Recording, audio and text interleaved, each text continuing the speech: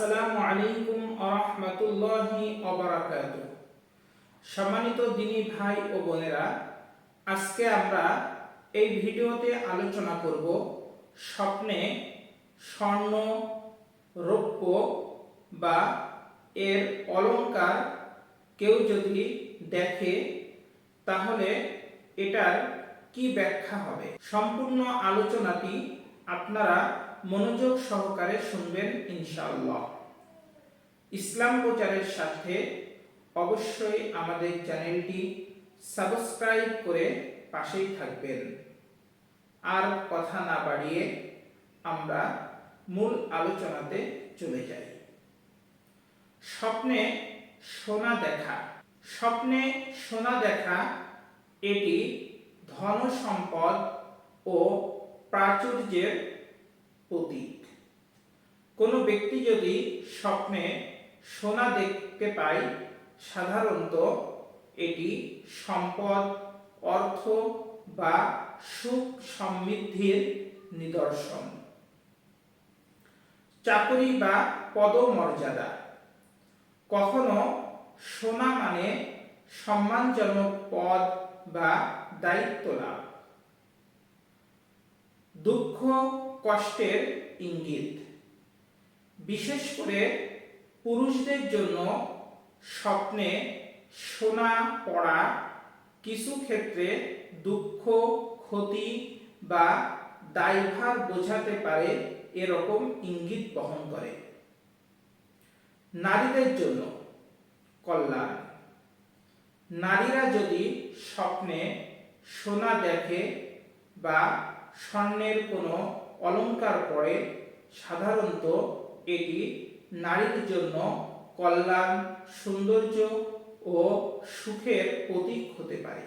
স্বপ্নে কেউ যদি রূপা দেখে তাহলে এর ব্যাখ্যা আল্লামা মুহাম্মদ ইবনে সিরিন রাহিমাহুল্লাহ যেটি দিয়েছেন।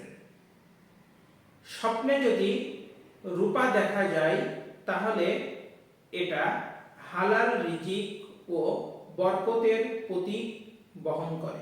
স্বপ্নে কোনো ব্যক্তি যদি রূপা দেখতে পায় তাহলে এটি তার তাকওয়া, নেক আমল ও ঈমানের প্রতীক হিসাবে ধরা হয়।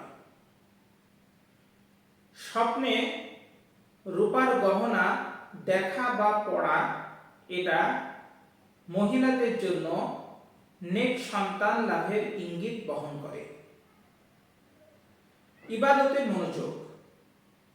রূপা দেখা মানুষের দুনিয়ার প্রতি অনাসক্তি এবং আখিরাতের প্রতি তার ঝোঁকের প্রতীকও হতে পারে। অর্থাৎ সে দুনিয়া থেকে আখিরাতের প্রাধান্য বেশি দেবে, এরকম ভাবে সে আমলিয়াতের দিকে সে নিজেকে মনোনিবেশ করবে, এরকম ইঙ্গিত বহন করে। স্বপ্নে গহনা দেখা নারীর জন্য সুখ ও মর্যাদার ইঙ্গিত বহন করে। অর্থাৎ কোন নারী যদি স্বপ্নে গহনা পরা দেখে তাহলে সেটি তার সৌন্দর্য ও মর্যাদা এবং সুখের নিদর্শন, এই প্রতীক ইঙ্গিত করে। পুরুষদের জন্য সতর্ক বার্তা। পুরুষ যদি অলংকার পরে তবে তা দুঃখ, দায়ভার বা অপ্রিয় ঘটনার প্রতীক হতে পারে। আনন্দ ও উৎসব। গয়না কখনো আনন্দ ঘন মুহূর্ত, বিয়ে বা খুশির ইঙ্গিত দেয়। দায়িত্ব বা বোঝা।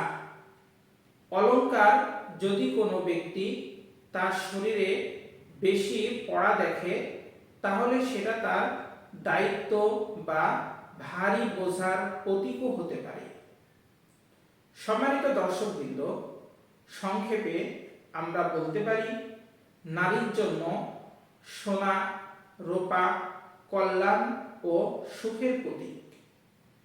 পুরুষের জন্য বিশেষত সোনা কিছু ক্ষেত্রে সতর্কবার্তা। রূপা সাধারণত ঈমান, নেক আমল ও বরকতের প্রতীক। তাই আমরা মহান আল্লাহ তাআলার কাছে এই দোয়া করি, মহান আল্লাহ যেন আমাদেরকে কল্যাণময়, বরকতময় স্বপ্ন দেখার সৌভাগ্য দান করেন এবং খারাপ স্বপ্ন থেকে হেফাজত করেন। প্রিয় দর্শকবৃন্দ, আপনাদের দীর্ঘায়ু ও মঙ্গল কামনা করে আজকের আলোচনা আমরা এখানেই শেষ করছি।